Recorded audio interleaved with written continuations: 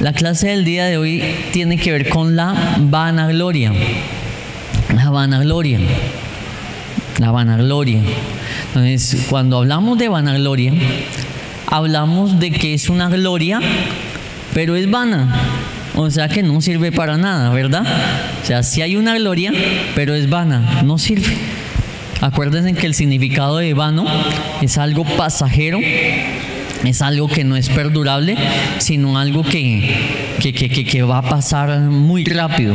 Hablamos de vanidad, varias veces hemos hablado del término o el significado de vanidad, y cuando hablamos de ese término, significado vanidad, nos referimos a que es algo que no dura nada, es algo que es muy pequeño, algo muy corto. Entonces, cuando hablamos de vanagloria, ¿es una gloria que dura? No, es una gloria pequeñita. Y entonces, cuando hablamos de vanagloria, nos estamos refiriendo nosotros a esos momentos donde creemos que la gloria nos la llevamos nosotros, pero como no es de nosotros, es cuestión de 2, 3 días, un mes, un año, en el cual podamos tal vez recibir aplausos, podamos tal vez recibir gratificaciones de la gente, ¿verdad? Podamos tal vez recibir alguna especie de aprobación de las personas, pero como no es gloria, gloria, sino vanagloria, no va a durar.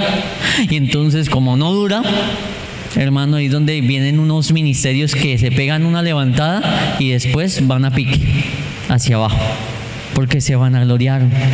Y la Biblia nos enseña que hubo un rey, si mi memoria no me falla, fue Usías, que el Señor lo empezó a bendecir, y este muchacho se vanaglorió, se autoexaltó para su propia ruina.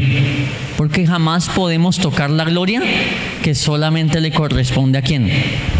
A Dios. Jamás podemos tocar la gloria que solamente le corresponde a Dios. La gloria es de Dios. Uno no puede tocarla, mi hermano. No debemos de tocar la gloria del Señor. Y ahí vienen varias cosas. Vienen varios asuntos. En el servicio, usted y yo no nos debemos de jactar de nada. No nos debemos de jactar de nada. Por ejemplo, hablemos ahorita de la bendición tan enorme que el Señor nos está dando como iglesia. Mano, eso no es un motivo para jactarnos, sí de alegrarnos, pero la gloria de quién es, del Señor, porque aquí yo no estoy colocando el dinero para esa bendición. Sí, hemos sembrado, mi esposa y yo también hemos sembrado, y muchos han sembrado, pero la gloria de quién es, de Dios. Es Dios el que está abriendo las puertas, es Dios el que está haciendo las cosas. Aquí no ha llegado ningún millonario que se meta la mano al bolsillo y diga, mire, yo doy todo lo que se necesita. No, ahí la gloria se la llevaría un solo hombre. No, pero más bien ha sido el Señor usando varias personas, desde los más pequeños hasta los más grandes, desde las personas que tienen como las personas que no tienen, y ha sido solamente el Señor el que ha estado metiendo la mano allí. Mi esposa y yo hablábamos y mencionábamos que esto no lo hace Dios por nosotros, sino por su propio nombre. No somos nosotros, es el Señor el que lo hace. Es el Señor el que lo hace. Entonces nosotros no nos deberíamos y no nos debemos, ¿verdad?, de jactar con absolutamente nada. No nos debemos de jactar con absolutamente nada. Bueno, eso hablando del tema que está aconteciendo en la congregación, la bendición tan grande. Pero hablemos de un milagro, de una sanidad. Usted va y ora por un enfermo, y si el enfermo se levanta, se sana, tampoco es un motivo de jactarnos. La jactancia queda excluida, dice el apóstol Pablo, porque no es nada de lo que nosotros hagamos. Siempre el que va a hacer las cosas, ¿quién es? Dios. Dios es el Señor, y debemos de aprender a ser muy dependientes del Señor. El Señor es el que ora. Quiero que vayamos a la primera cita bíblica que vamos a leer en esta noche. Mateo 13, verso 37. Mateo 13, verso 37. Dice la palabra del Señor de la siguiente manera. Respondiendo él, les dijo: el que siembra la buena semilla es el Hijo del Hombre. ¿Quién es el que siembra la buena semilla? El Hijo del Hombre. ¿Y quién es el Hijo del Hombre? Jesucristo. Mire, 13:37, Mateo 13:37, y dice, respondiendo les dijo, el que siembra la buena semilla es el Hijo del Hombre. No somos nosotros. La buena semilla la siembra Jesucristo. La buena semilla la siembra Jesús. Él es el que Él es el que siembra, mi hermano. Él es el que siembra la buena semilla. Nosotros, claro que sí, hacemos un servicio para el Señor. Por supuesto que cada uno de nosotros hacemos muchas cosas en la obra de Dios, en la casa de Dios. Hacemos muchas cosas.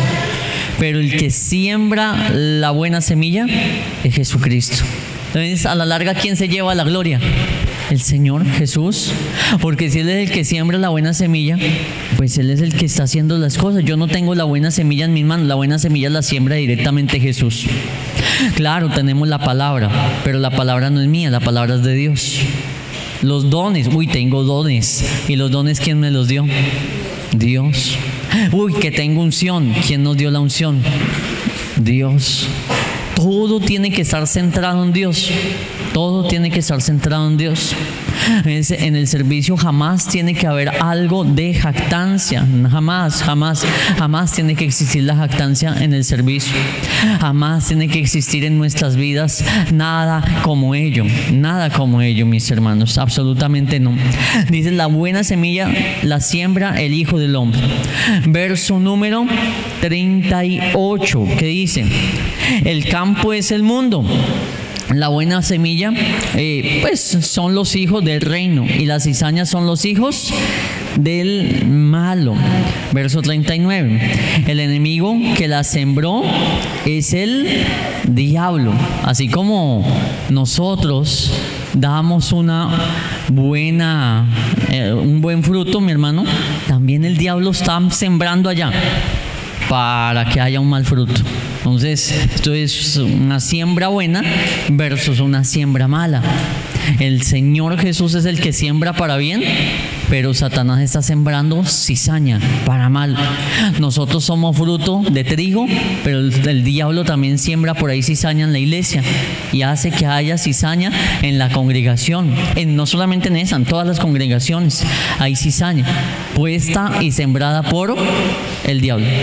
¿A qué punto nos lleva esto? Lo bueno de una congregación, ¿quién lo sembró? Dios, Jesucristo. Y lo malo de una congregación, ¿quién lo siembra? El diablo. ¿Y dónde quedamos nosotros? Pues ni aquí ni allá. Nosotros no hacemos más que ser instrumentos. Punto. O nos dejamos usar por Dios o nos dejamos utilizar por el diablo. Pero los que siembran son ellos. Son ellos, o es Dios o es Satanás, basados en este contexto de esta parábola, ¿verdad? Porque también hay una siembra que nosotros hacemos, el que sembramos pues para el espíritu o para la carne. Pero hablando a nivel de frutos generales en una iglesia, ¿Dios siembra para bien o el diablo siembra para mal? ¿Dios siembra para bien o el diablo siembra para mal? Entonces yo no me puedo llevar la gloria del que sembró. No es el que sembró el que lo ha hecho, es el que sembró el que lo ha hecho. Yo no me puedo llevar la gloria de alguien que hizo algo. No, el que lo hizo es el que merece ser recompensado, ¿verdad? El que hizo lo que haya sido cualquier cosa, hermano, esa es la persona que merece los méritos. Por eso es que existen los derechos de autor, ¿verdad? Por eso es que existen todo el tema de las regalías, derechos de autor, de registrar marcas, registrar firmas y demás. Porque si una persona crea algo, si una persona hace algo, ya la persona lo puede registrar a su nombre, hablando por ejemplo de una canción que la escribió, hablando de una marca que la fundó, hablando de cualquier cosa similar. Hermano, la persona que lo haya hecho es la que merece los méritos. Existe algo que se llama plagio, y el plagio es cuando yo le quito a la otra persona lo que hizo y digo que fui yo el que lo hice. Eso es plagio. En los colegios se puede mencionar muy frecuentemente esa palabra, plagio. Cuando cogen de un texto, copian, pegan y dicen yo lo hice. No, mentira, otro más lo escribió. Otro más lo escribió, no lo hizo la persona, sino que lo copió de un lado y lo colocó como autoría propia. Un libro lo escribe una persona y es esa persona la que merece o los premios o las regalías de las ventas. No se la va a ganar otra persona. No puede haber un título de otra persona sino a quien le pagan. No, es la persona la que lo hizo. En la obra de Dios, ¿quién hace las cosas? Dios. ¿Y quién merece la gloria? Dios. Yo no puedo pretender que la gloria el hombre me la dé a mí. No. Ni a usted, no. La gloria solamente tiene que ver con el Señor, amén. Solo con Dios, solamente con el Señor. Entonces debemos de saber que no somos nosotros. Nada de lo que acontece en una iglesia somos nosotros. Absolutamente nada. Es el Señor. Acontecieron milagros, fue el Señor, no somos nosotros. Acontecieron liberaciones, fue el Señor. No somos nosotros. Ay, pero es que vino el pastor fulano y hubo una campaña tan grande. No fue el pastor fulano, fue el Señor. Fue el Señor. Uy, pero es que el pastor tal de tal nación y que es tan reconocido y tan famoso por todos los medios de comunicación, no es él, es el Señor. Es el Señor Jesucristo. Uy, pero es que esa iglesia de miles y esa persona apenas se para en el púlpito y empiezan a resucitar muertos. No es la persona, es el Señor. Es el Señor, pare de contar. Nadie merece glorias, solamente el Señor Jesucristo merece toda la gloria, toda la honra. Ay, pero es que esa persona tiene un don de profecía tan grande que esa persona le dice a uno la fecha de nacimiento y todo, mejor dicho, bueno, profecía, que no va a ser adivinación, pero profecía, tiene un don tan tremendo que le conoce a uno todo, le es capaz de decirle a uno todo. No es la persona. ¿Quién es el que conoce todos los misterios? ¿Quién es el que lo conoce todo? La omnisciencia de quién es, de Dios. Él es el que lo conoce todo. Y si el Señor le da a alguien el conocer algo a través del don de revelación, de ciencia o de profecía, es Dios. Es el Señor, hermano. Entonces cuando yo voy empezando a mirar todo eso y se va colocando todo eso sobre la mesa, yo digo, aquí yo no hago nada. Aquí es el Señor el que definitivamente hace todo. Es el Señor el que hace absolutamente todas las cosas. Salmo 127:1. Sí, el Salmo capítulo número 127 y el versículo número 1. Este versículo es famoso, muy reconocido. Y qué bueno que, alguien me ayude a leerlo, por favor. Por allí atrás, léelo duro. Ponte de pie y lo lees bien fuerte para que te escuchen todos.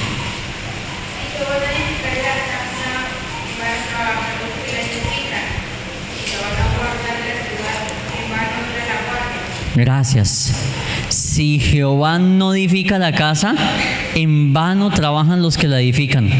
Entonces, si el Señor no es el que lo hace, hermano, aquí los demás estamos perdiendo el tiempo. Estamos perdiendo el tiempo. Apliquemos eso en todos los ministerios de la congregación. El ministerio de evangelismo, el ministerio de grupos familiares, el ministerio de iglesia infantil, ministerio de alabanza, ministerio de todo, de ujieres. Hermano, si el Señor no es el que está allí obrando, yo estoy haciendo algo en vano. Yo estoy perdiendo el tiempo, estoy haciendo algo humano, pero que no está siendo recibido en los cielos. Necesitamos del Señor en cada cosa que se haga en este lugar.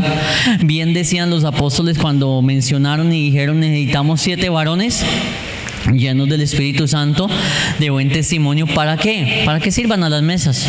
No era una labor de pronto que uno pudiera llegar a medir más alto. Los apóstoles no dijeron: necesitamos 7 varones llenos del Espíritu Santo y de buen testimonio para echar fuera demonios. No, dijeron para servir a las mesas. Para servir a las mesas. Algo mínimo dentro del entorno de hacer cosas, pero que los requisitos debían de ser altos. ¿Pero por qué? porque necesitaban a Dios aún para las pequeñas cosas dentro de la iglesia. Aún para las pequeñas cosas dentro de la iglesia. Y es algo que usted y yo necesitamos entenderlo cada día o recordarlo cada día si ya lo sabemos. Aún para un aseo en la iglesia necesito a Dios. Hasta para eso necesito al Señor. Para eso necesito al Señor. Para pararme en la puerta necesito del Señor. Para poder darle la bienvenida a las personas, para poder que la persona desde la entrada sienta que dejó sus cargas, que llegó a la iglesia y dejó las cargas allá afuera. Y no más bien que de pronto por un mal recibimiento llegó con cargas, llegó con 10 cargas y por un mal saludo del que está en la puerta, ahora se le sumó otra carga, 11 cargas. Y entró al culto ya no con 10 cargas, sino con 11 cargas. ¿Pasa? Sí. Pasa. No digo que aquí solamente en la iglesia, en muchas iglesias.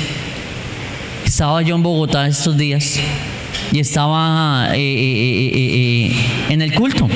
Estaba yo en el culto en Bogotá y había un señor que se le notaba a leguas que era nuevo.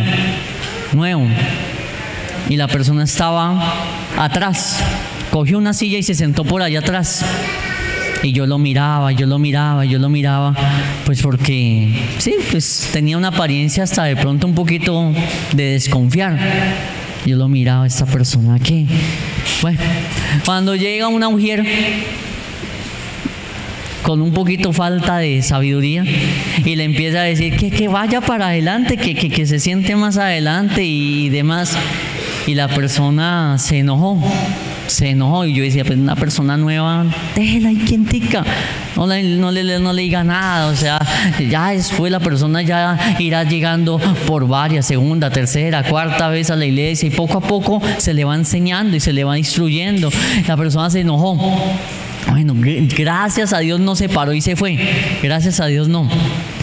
Luego, al momentico en el culto empezó la oración, empezó la ministración y esa persona se le acerca a otra y lo abraza y empieza a llorar. Y yo decía, bueno, ya, qué bonito que pues pasó de un mal momento a otro, pero fueron dos personas diferentes. Una lo cargó más y la otra le ayudó a liberar las cargas. Y esa persona estaba llena de problemas y cuando llegó la otra persona a abrazarla y demás, se lanzó a llorar, se soltó en el tiempo de la oración, siguió ahí orando y demás. No sé cuál sería el problema, no me la acerqué para preguntarle ni mucho menos, pero pude ver esa diferencia entre dos personas que se le acercaron. Uno, para cargarle más. Venía con problemas la persona, venía con carga y le puso más carga, y la otra persona fue a ayudarle, a quitarle las cargas, a quitarle los problemas. Ahora, diferente de una persona que de pronto ya lleve tiempo en la iglesia, que ya sepa y demás. Bueno, pues ya uno sabe que entonces se le puede dar un trato diferente, ¿verdad? Pero en este caso la persona era nueva. Y yo decía, Dios mío, ¿cómo es de tener cuidado con toda la gente? Hay que tener mucho cuidado, de cómo nos conducimos para que las personas puedan recibir de Dios. Entonces, aún para esos servicios que uno diría, pero es que no estoy imponiendo las manos para echar fuera demonios, o no estoy orando por los enfermos, o no estoy predicando, no importa. Si Jehová no edifica la casa, en vano la estoy edificando yo. Necesitamos del Señor siempre, mis hermanos. Necesitamos que Dios meta su mano allí. Si Jehová no edificare la casa, en vano trabajan los que la edifican. ¿Qué más sigue diciendo ese salmo? Salmo 127:1. Si Jehová no guardare la ciudad, también en vano vela la guardia. Pero entonces colocamos vigilantes ahí, referente a este versículo, vigilantes que están protegiendo la ciudad. Pero la Biblia dice, pero si no es Dios el que la protege, esa gente está aguantando sueño. Llevémoslo más literal a nuestros días. Podemos tener vigilancia, podemos tener cámaras de seguridad, podemos tener alarma, podemos tener sensores de movimiento, pero si Dios no cuida la iglesia, se meten y roban, aún con todo ese sistema de seguridad. Hay ladrones que logran burlar todo un sistema de seguridad de algunos lugares que tienen toda la estructura y la burlan, bien sea porque o sobornaron a alguien de adentro, o porque supieron dónde de pronto desconectar los equipos, o supieron de qué manera burlar la seguridad de algún lugar. Eso es lo que está diciendo este versículo. Si Jehová no guarda la ciudad, en vano están ahí los guardas que la están velando. Pueden haber soldados, policías, vigilantes, lo que sea, pero si Dios no es el que lo cuida, eso no sirve de nada, de nada, de nada. Entonces la Biblia hoy me está llevando a saber que somos totalmente dependientes de Dios, ¿cierto que sí? La Biblia me está llevando a decir, yo necesito de Dios y de Dios y de Dios, y si no, aquí en vano estoy sirviendo, en vano estoy trabajando. Si voy a salir a evangelizar y el Señor no va conmigo, lo estoy haciendo en vano. Si voy a dar una clase y el Señor no está en esa clase conmigo, estoy dando la clase en vano. Si voy a hacer una labor de ujier, bien sea de liberación, de bienvenida, de estar atento, de recibimiento o cualquier tarea del servicio de ujier, si Dios no está conmigo ahí, estoy haciendo ese servicio en vano. En vano. Y ahí es donde empezamos a servir en la carne, porque entonces lo hago bajo mi conocimiento, bajo mi talento, bajo mi perspectiva, pero no bajo lo que el Señor esté haciendo. Entonces necesitamos del Señor para entender la obra de Él. La obra no es de un hombre, la obra es de Dios, y necesitamos a Dios para entender la obra de Él. Amén. Vamos ahora al Salmo 33, versículo número 16 al 18. Salmo 33, versículo número 16 hasta el versículo número 18.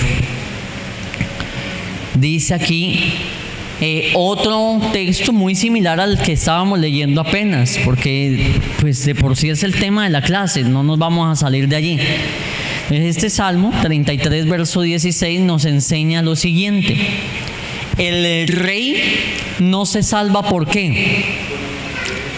¿Por qué, iglesia? Por la multitud del ejército. O sea, yo aquí puedo tener un ejército completo y no voy a ser salvo por eso. Si vieron lo que le pasó al presidente o expresidente de Estados Unidos, con cantidad de esquema de seguridad y todo, y allá que el que le apuntó falló, pero centímetros, o sea, una cuestión de milímetros, le voló acá un pedazo de oreja, ¿cierto que sí? O sea, fue un pedacito. Yo creo que literalmente fue el Señor que le dio otra oportunidad de misericordia de Dios, porque un hombre así, tan al borde de centímetros, lo hubieran podido matar. ¿Por qué les menciono ese caso? Porque una persona esa no anda con un escolta, son cantidades de escoltas, cantidad de esquema de seguridad la que tiene, pero ¿sirvió de algo? En ese momento no sirvió de nada. Eso fue Dios el que le tuvo misericordia.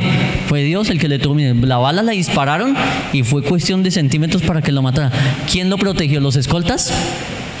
¿Lo protegieron por la inteligencia de todo lo que ellos tienen? No, Dios, la misericordia del Señor, y Dios sabrá por qué tuvo misericordia de él, o qué plan tiene con él, o qué propósito tendrá con él. Solamente Dios sabrá si le da oportunidad, o al contrario, el propósito será malo para él, no sé. No vamos a hablar de eso, solamente es un ejemplo y un panorama de una persona que tiene mucho ejército, pero que su ejército no lo puede salvar.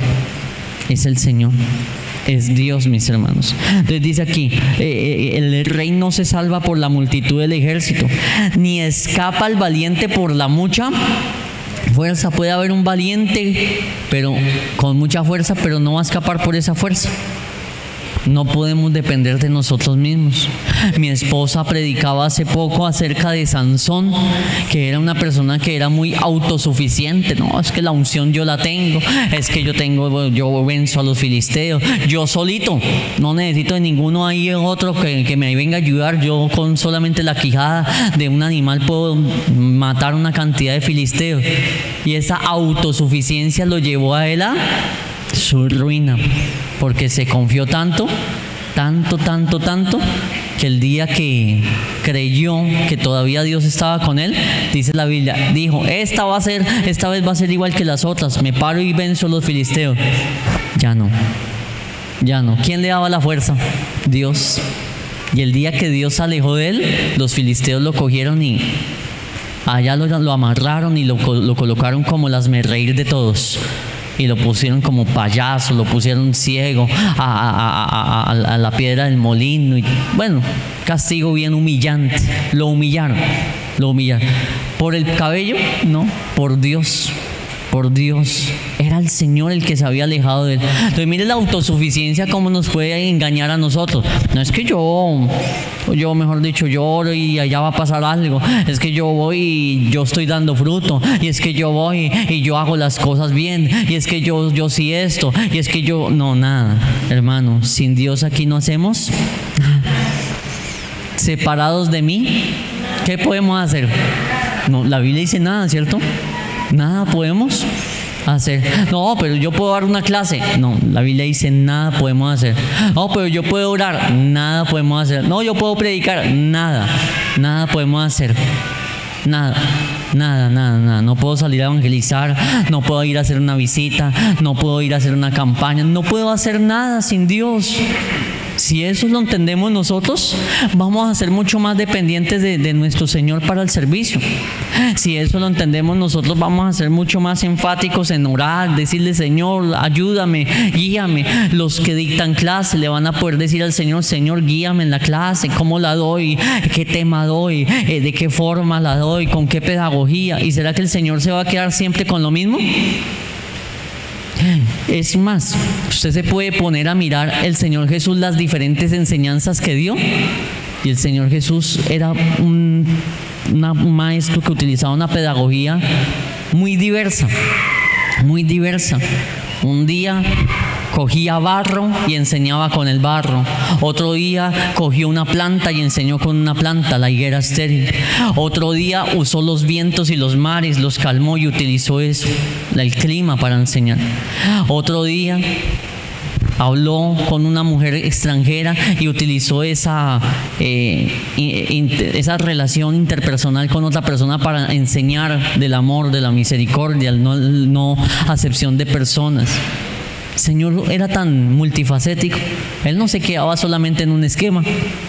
Él no se quedaba solamente encajonado y encasillado en una sola forma de trabajo. La clase siempre es la misma forma. No, el Señor utilizaba lo que fuera. Una persona diversa. Entonces, si usted y yo le pedimos al Señor, ¿será que el Señor no nos puede dar ideas? Claro. Yo peleaba un poco. Peleo todavía con el sistema de evangelismo de las bibliecitas, porque he visto que muchos se encasillan en la biblicita y si no hay una biblicita no evangelizan. Yo les he colocado que volantes, las manillas, las cajitas de Samaritan que son regalos, les he puesto, bueno, varias cosas. Y personas que de pronto yo a momentos veo que como que no se desenvuelven si no es con una biblicita. Y entonces yo digo, falta más porque el Señor no utilizó un solo sistema de comunicación, sino que utilizó varias formas de comunicar el mensaje. Y eso es donde yo entiendo, necesito de Dios. Necesito que el Señor me dé más creatividad. Necesito que el Señor me muestre de qué manera. Acordémonos del apóstol Pablo, y esto fue una predicación que duramos dándola, no sé, como hace 2 meses y varios días, que el apóstol Pablo les sabía hablar a cada uno según el perfil de cada uno. A los judíos le hablaban el idioma judío y a los romanos pues les hablaba con la ciudadanía romana y decía, un momentico, aquí yo tengo mi ciudadanía romana de nacimiento. Y apeló al César y se desenvolvía hablándole allí a los romanos. Y cuando lo quisieron pues matar y eso, a pelo, utilizaba las leyes. Y si iba a hablar entonces en una predicación, comenzaba a hablar de Abraham, de los patriarcas, de la generación en generación, de cómo la palabra había venido. Pero a los romanos y eso no les hablaba eso. Entonces, mire cómo Pablo era una persona que a cada uno sabía cómo entrarle, cómo llegarle a cada persona. No le podemos llegar a los niños de la misma manera de un adulto. Por eso existe la iglesia infantil. Porque un niño en una clase como estas, perdónenme, coloco de ejemplo a Oliver Santiago. Mírenlo ahí cómo está en este momento. Él está con su mente de niño. Él está más bien dibujando en este momento. Él está juiciosito, pero en su edad. Mientras que versus a un adulto, los adultos pues ya colocamos atención, ¿cierto que sí? Los adultos ya ponemos más concentración en el tema que se está desarrollando, ¿verdad? Pero metámonos nosotros al salón de iglesia infantil y que los maestros nos hagan a nosotros las dinámicas de niños. ¿Quién se va a sentir el raro? Pues nosotros, como que venga, eso es como para niños, eso es como muy infantil para mí. Entonces, cada uno tiene su forma de aprendizaje. Los niños aprenden como niños, los jóvenes aprenden como jóvenes, los adultos aprenden como adultos. Incluso podríamos llegar a decir que hay una etapa de llegar a ancianos en donde también toca aprender como ancianos. Por eso cada etapa hay que vivirla diferente. Pablo decía, cuando era niño pensaba como niño, pero ahora que ya crecí ya pienso como un adulto. Y si yo me encasillo en una sola forma de hacer el servicio, me encasillé, me estanqué y no voy a poder efectuar nada más. Pero si yo entiendo lo que necesito de Dios, Señor, muéstrame entonces aquí qué hago. Señor, muéstrame yo cómo le llego a esta persona, muéstrame cómo yo le llego a este grupo, muéstrame cómo yo le llego a este sector social. Los grupos familiares se encuentran personas de diferentes sectores. Y entonces usted puede analizar los grupos familiares de ahorita. Entonces son diferentes sectores y son diferentes los grupos. No hay un grupo familiar igual que el otro. Cada uno es un grupo particular. El uno tiene unas características, en el otro tienen otras características y en el otro tienen otras características. Y así sucesivamente. Cada grupo tiene su temática, su forma. Imagínense que si en los grupos familiares se les tratara a todos por igual. No se puede. Aquellas hablábamos hasta de eso con el hermano Rodrigo, hasta en el refrigerio. Cada grupo tiene su forma diferente de trabajar, de acoger a las personas que llegan, de desenvolverse. Hay grupos donde están muy participativos, hay otros donde no hay nadie.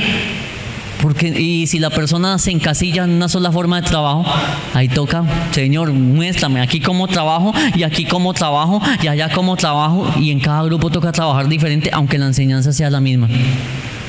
El mensaje puede ser el mismo, pero en cada grupo hay que trabajar de una forma distinta, diferente. ¿Lo puedo hacer sin Dios? No, yo necesito de Dios. Con cada vida es lo mismo.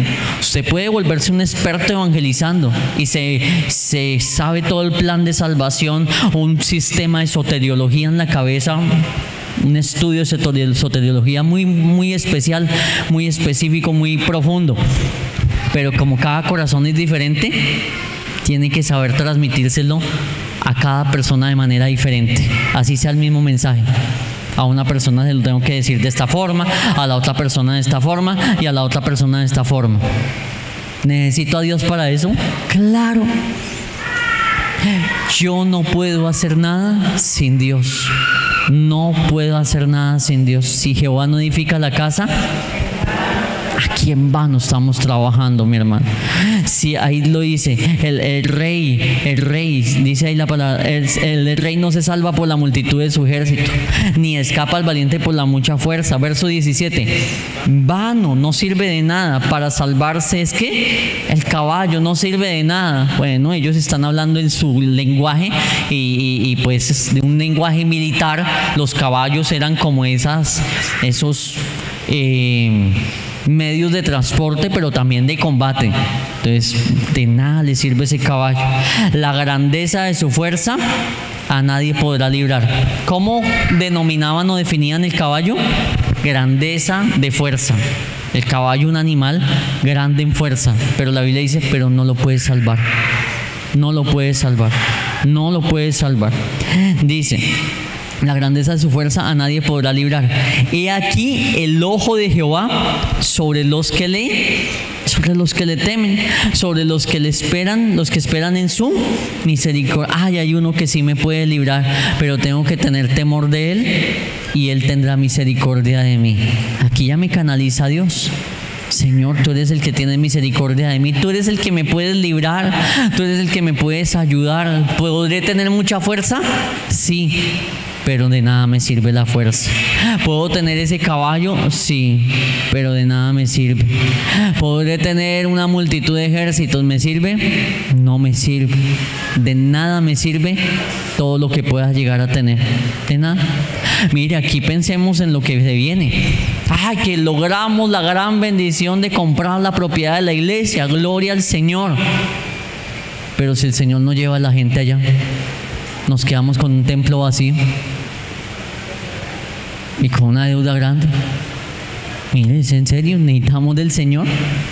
Necesitamos del Señor. O así ya hayamos pagado la deuda.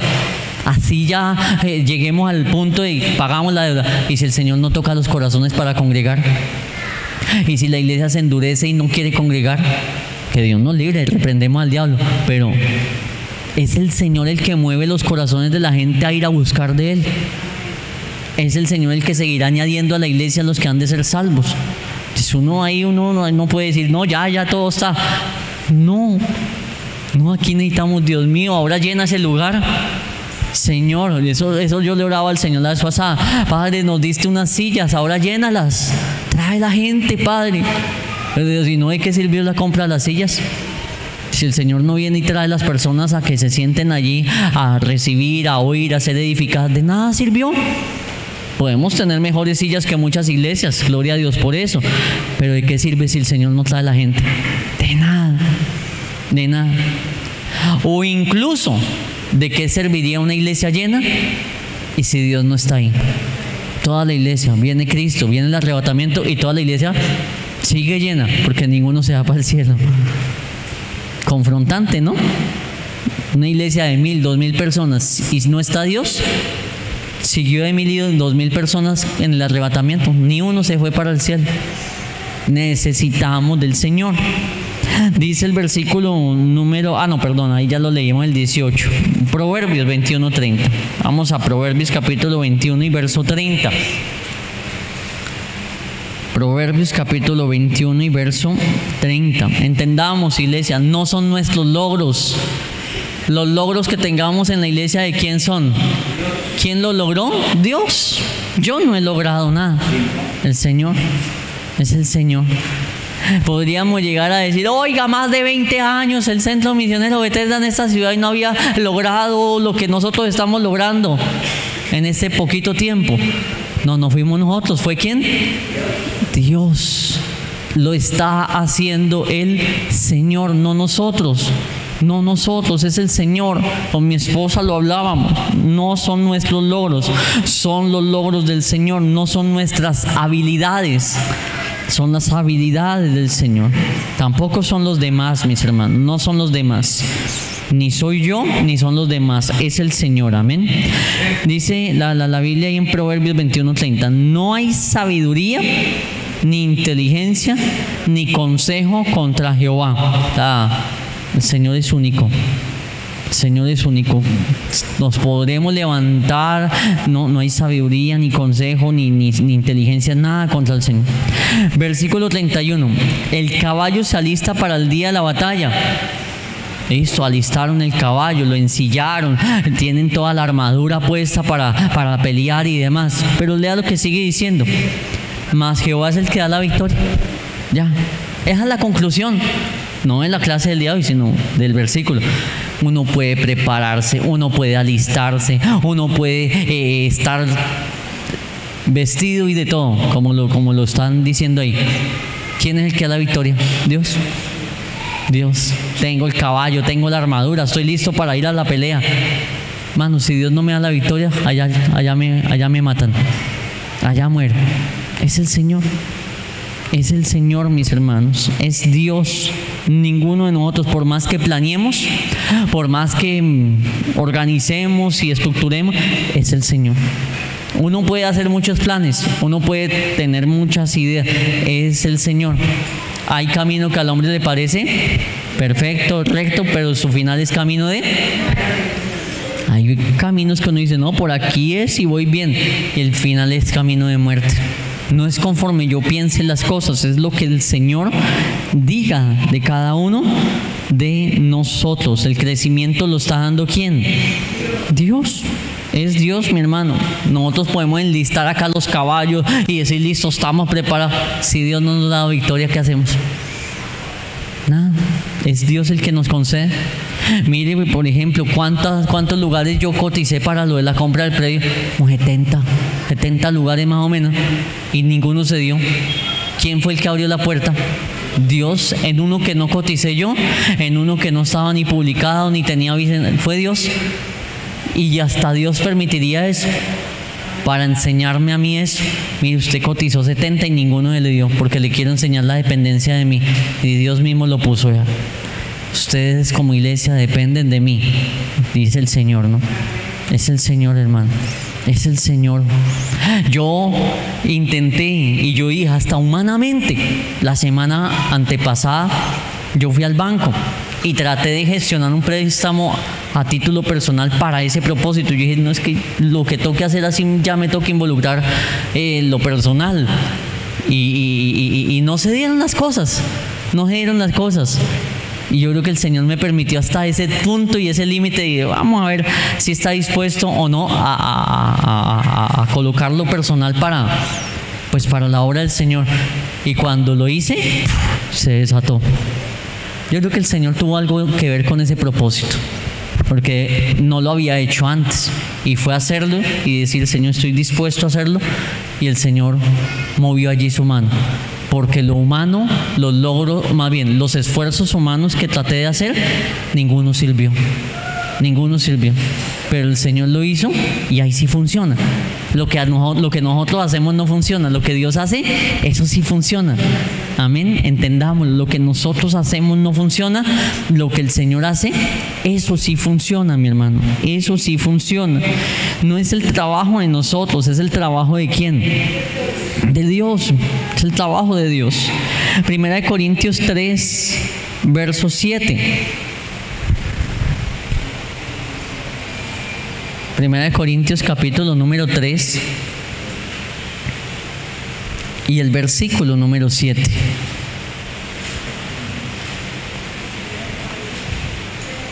¿Qué nos enseña allí la palabra de Dios? Quiero que alguien me lo lea, por favor. A ver, ¿quién lo quiere leer? Allá atrás se levantó una mano, muy bien. Así que ni el que planta es algo, ni el que riega, sino Dios que da el crecimiento. Amén. No es ni el que planta, ni el que riega, es algo. No es algo. Sino ¿quién? El crecimiento lo da ¿quién? Dios. Miren que hemos sido tan enfáticos en esta clase sobre esa frasecita, pero espero que nos quede muy adentro esa enseñanza. Aquí no es del que corre ni del que quiere, sino del que el Señor tiene misericordia. Usted y yo podemos correr, patalear, querer, anhelar, es del Señor. Si el Señor tiene misericordia, se hace. Si no, no se hace. Es Dios, todo gira en torno al Señor. El verso número 8, otra persona que me lea el versículo 8.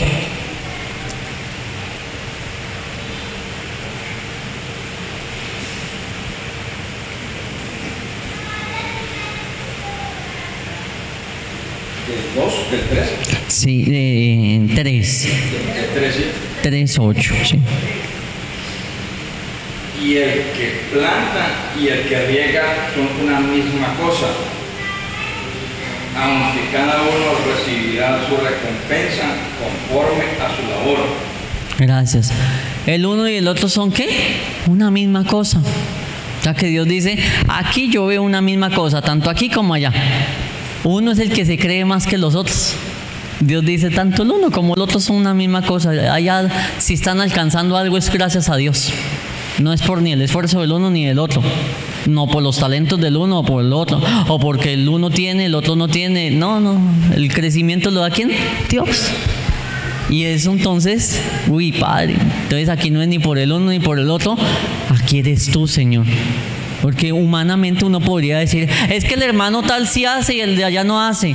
El hermano tal sí da y el de allá no da. El hermano tal sí levanta la mano y el de allá no. Y Dios te está diciendo, son una misma cosa. Aquí el que está haciendo todo soy yo, desde aquí, desde el cielo. Uno es el que se pone a de pronto tratar de medir y de calificar o descalificar. Ahora no se trata de que no hagamos, ¿no? Porque, pues da igual si hago o no hago. No, porque la Biblia también dice en ese versículo, cada uno va a recibir su recompensa. Es que el Señor se está dando cuenta del que está haciendo y el que no está haciendo. Pero por más que usted y yo hagamos, Dios dice, no eres tú. No son tus resultados ni tus logros, sino que yo solo te utilizo. La gloria no se la lleva el martillo, la gloria se lo lleva es el que lo utiliza, ¿cierto que sí? La gloria no se la lleva el pincel. ¿Alguien sabrá qué pincel se utiliza para esas obras de arte? No, pero sí conocen los artistas que las hicieron, ¿verdad? Los nombres de aquellos artistas famosos que pintaron. El pincel a lo mejor ya está en la basura hace mucho tiempo, pero los nombres perduran y se enseñan y se oyen, que la pintura de fulano, la pintura de sultano, el nombre de la pintura, los pinceles ni se mencionan. Las herramientas ni se mencionan, porque eso somos usted y yo, pinceles, herramientas, instrumentos. ¿Quién es el que tiene que mencionar? Dios, solamente el Señor. Y dice ahí el versículo número 9, porque nosotros somos ¿qué? Colaboradores. ¿Qué es usted y qué soy yo? Colaboradores de Dios, le colaboramos a Dios. Y vosotros sois labranza de Dios, edificio de Dios. Usted y yo le colaboramos a Dios. No somos los que hacemos, somos apenas instrumentos. Le colaboramos al Señor. Verso número 10. Conforme a la gracia de Dios que me ha sido dada, yo como perito arquitecto puse el fundamento. Otro edifica encima. Pero cada uno mire cómo sobreedifica. Cada uno tiene una tarea diferente. El uno edifica, el otro sobreedifica, el otro puso el fundamento. Cada uno tiene una función diferente. Pero dice el versículo número 11, porque nadie puede poner otro fundamento que el que está puesto. ¿Y cuál es? Jesucristo. O sea que podemos hacer de todo, pero ya hay un fundamento principal que es Jesucristo, y Él es el que merece toda la gloria. El crecimiento lo da Dios. Nosotros hacemos, pero ese es el Señor el que da el crecimiento. Quiero que vayamos ahora a Eclesiastés capítulo número 9. Eclesiastés capítulo 9, verso número 11.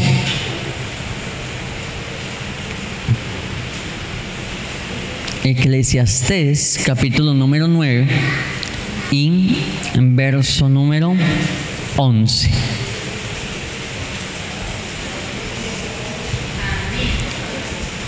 Léelo, por favor.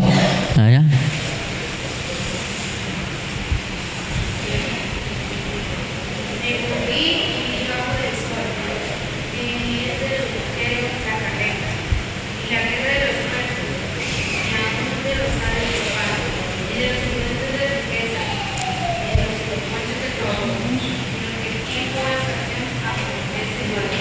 Gracias. Entonces dice, me volví, ¿y qué fue lo que yo vi debajo del sol? Vi algo que no es de los ligeros la carrera, o sea, ellos no son los que ganan la carrera, ni la guerra tampoco la van a ganar los fuertes, ni los sabios, pues tampoco es de ellos el pan, ni de los prudentes tampoco son las riquezas, ni de los elocuentes el favor, sino que el tiempo y ocasión acontecen a ¿cuántos?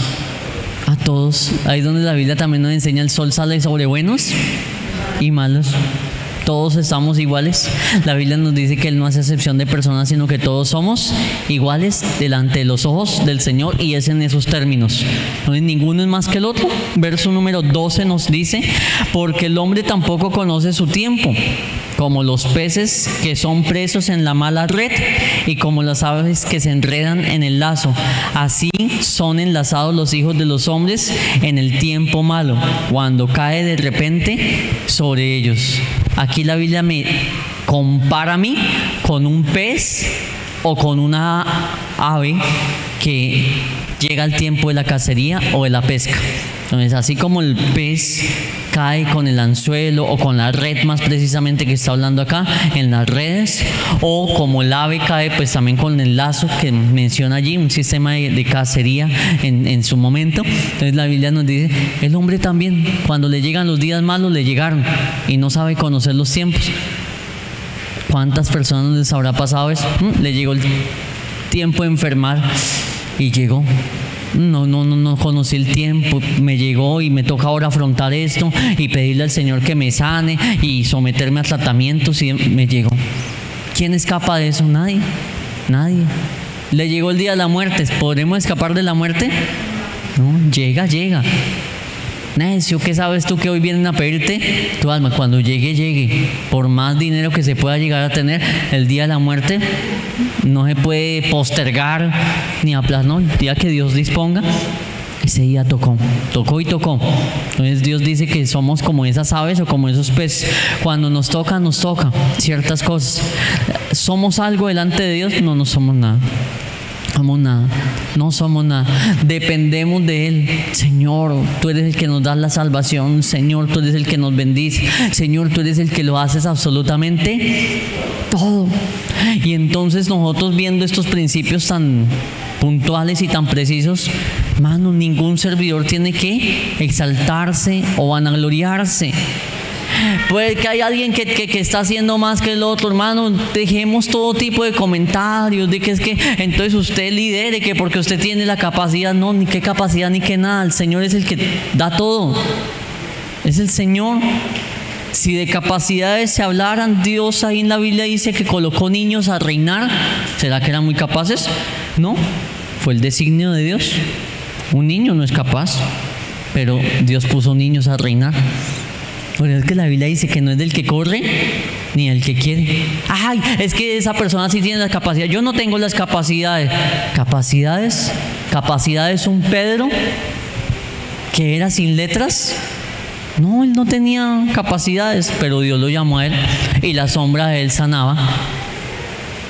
¿Sí ve cómo son las cosas en el Señor? Capacidades, de pronto por allá Nicodemo, un hombre que se había quemado las pestañas siendo un doctor de la ley y había estudiado mucho la ley de Dios y durante muchos años, y era un fariseo. Capacidades, él tenía las capacidades, él tenía el perfil y la hoja de vida, pero no era la sombra de Nicodemo la que sanaba, sino la sombra de Pedro. Mira cómo Dios no ve esas cosas. Pero nosotros en la iglesia a veces sí miramos esas cosas. Nosotros en la congregación de pronto sí miramos esos aspectos. No, es que fulano, es que es que aquel, es que el otro. Pero en el Señor es el Señor el que llama, es el Señor el que hace, es el Señor el que actúa, es el Señor el que unge. Amén. Es el Señor el que hace todas las cosas. Pablo, descartado.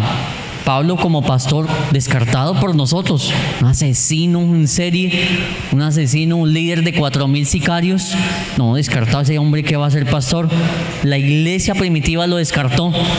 Había una cantidad de comentarios de él y decían, Pablo con nosotros, ¿cómo se le ocurre?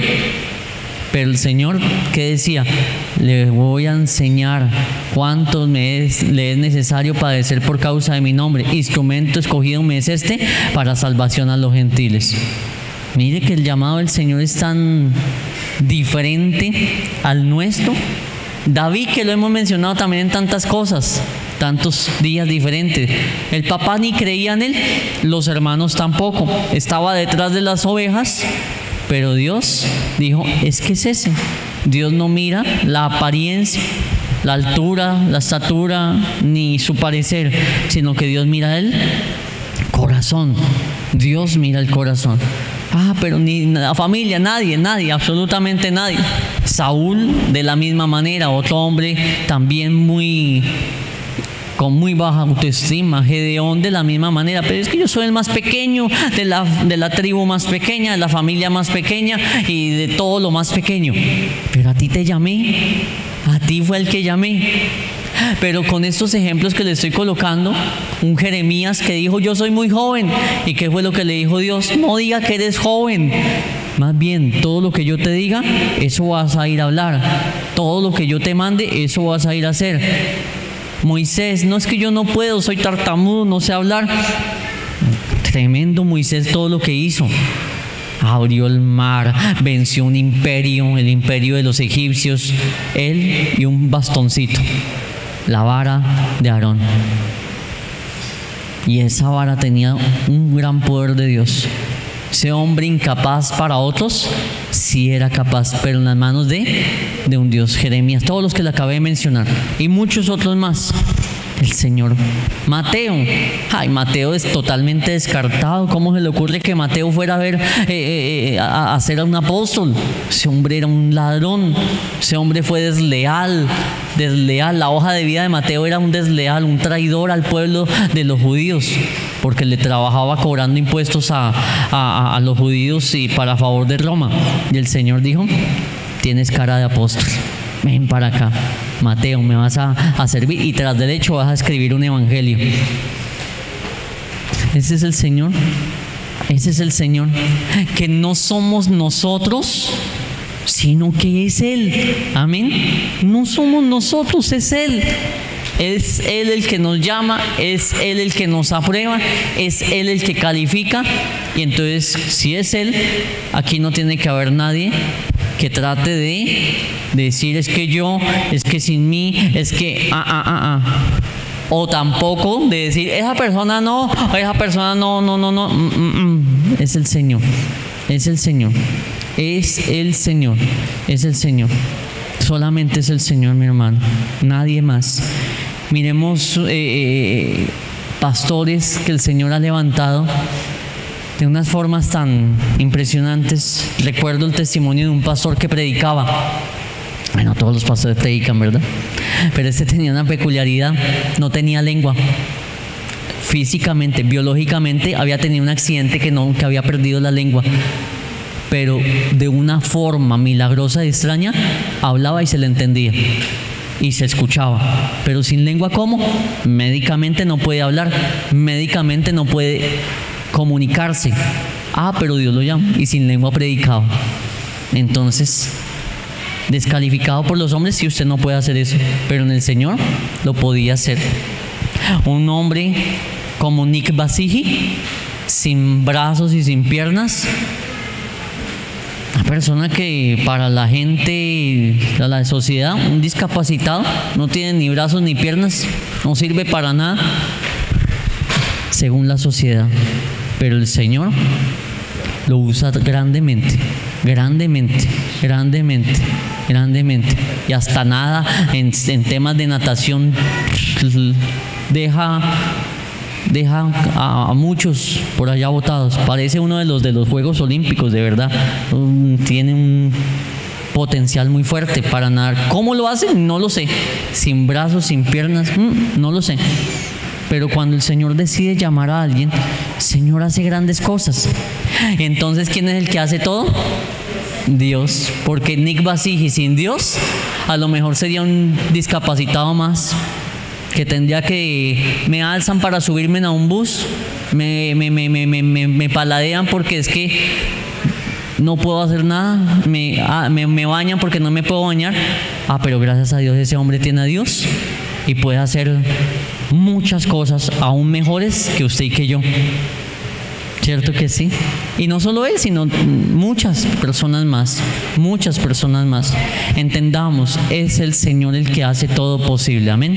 Es el Señor el que hace todo posible y sin Dios no somos absolutamente nada, nada, nada. ¿Qué fue Nabucodonosor? Con esto voy terminando. ¿Qué fue Nabucodonosor con Dios? No, con Dios. ¿Un rey? No, solo un rey. Falta algo más. No, con Dios. Fue un rey soberbio, pero con Dios, ¿qué fue? ¿Qué título Dios le dio a Nabucodonosor? ¿Solamente rey? A ver, ¿cuál título Dios le dio a Nabucodonosor? No. No. Sí tiene que ver con rey, pero era un poquito más alto que un rey. No, emperador no. Va por ahí de grande.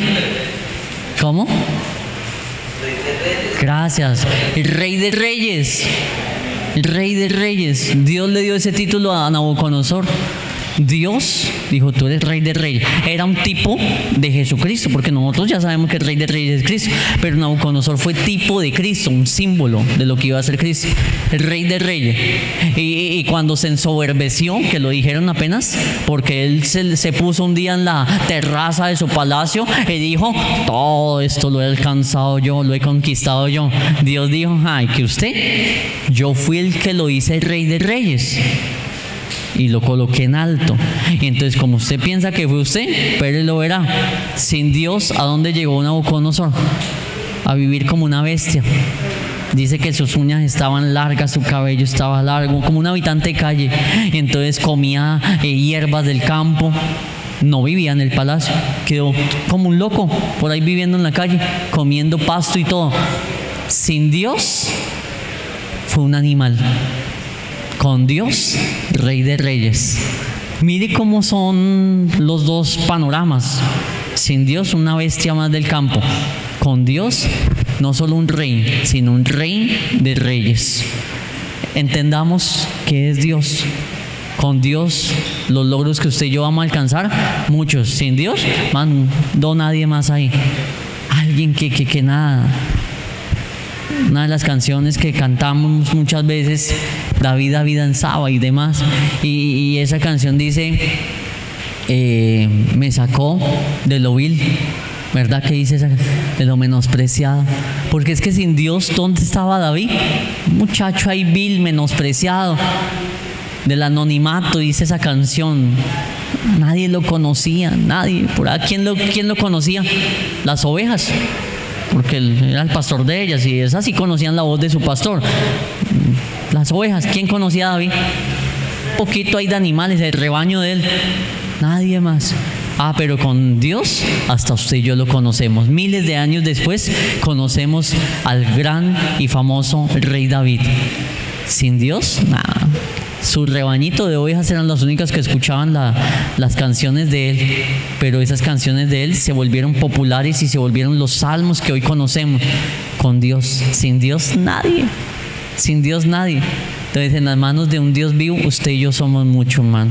Sin él, pero entonces la gloria de quién es, de él, solamente de él, mi hermano, solamente de él, de nadie más. Amén, gloria al Señor. Bueno, ahí finalizamos la enseñanza del día de hoy.